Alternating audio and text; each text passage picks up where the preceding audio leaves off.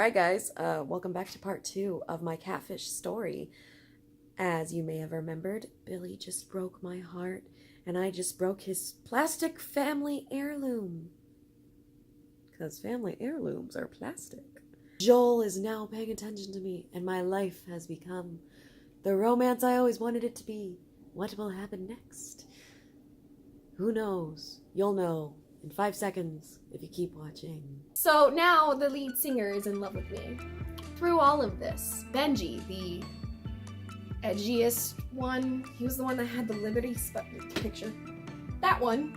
Benji the entire time just keeps IMing me about how much he's in love with Tiffany and what can he do? What does he do when he's in love with this girl? And I'm like, you need to tell her! You need to swipe her off her. Swipe her? You need to sweep her! Sweep! You need to sweep her off her feet! You need to kiss her in the rain!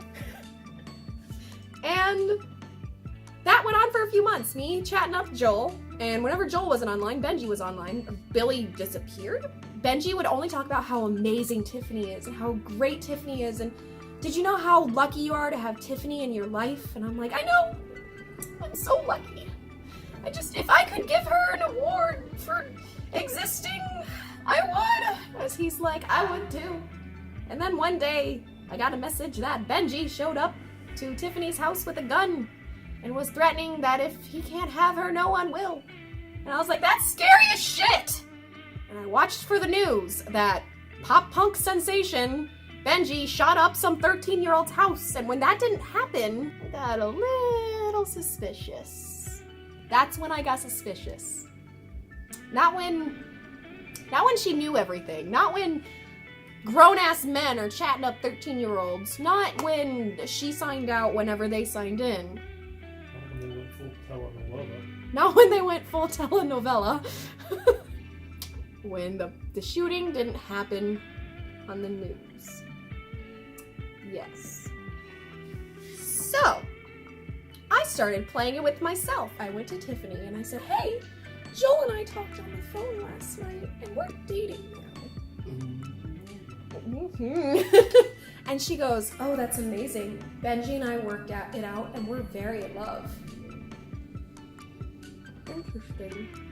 Interesting. Let's see if when I see Joel online, he acts like we're in love. And the first thing I get is, hey baby, how are you?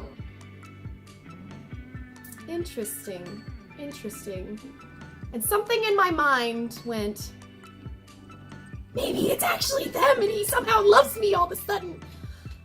I was not a smart 13-year-old. Touche.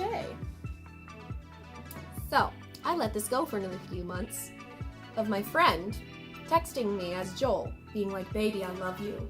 Baby, this is that. Baby, this is our future. And then when it was Benji, it was, I'm so in love with Tiffany. Tiffany and I are meant to be. Tiffany and I, this is that. But then it really came down when TMZ started reporting who they were dating.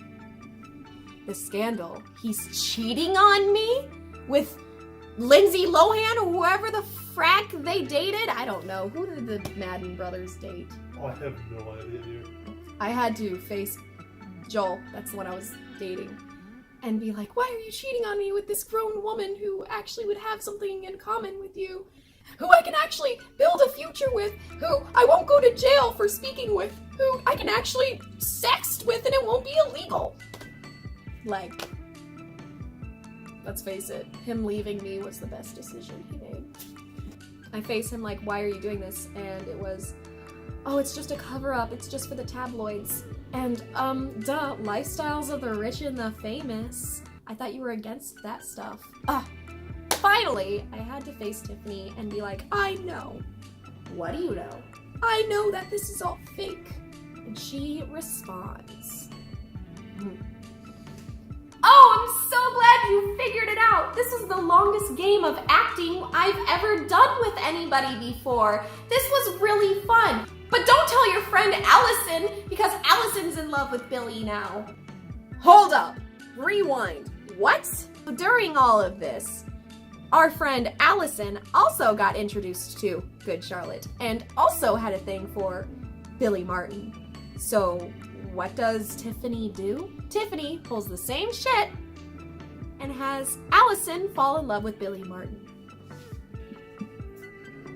The most annoying part of this story is 4 years later, when everything's said and done, I don't speak to any of these people anymore.